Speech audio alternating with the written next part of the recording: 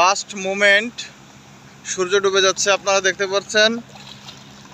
এটাই বাংলাদেশে আজকের দিনের মতো আর সূর্য দেখা যাবে না। এই মুহূর্তটা ধারণ করতেছে ভিডিও ক্যামেরায়। এখানে আমাদের যশোরের অফিসার বিডি অ্যানিম্যাল হেলথের হাফেজ মাসুদুর রহমান আছেন, তাকে এক পলক দেখালাম আপনাকে। আরও অনেক লোক আছে, সমুদ্রের ঢেউগুলো আপনারা দেখেন। সূর্য আর সামান্য পরিমাণ আছে, অল্প সময়ের ভিতরে সূর্য ডুবে যাবে।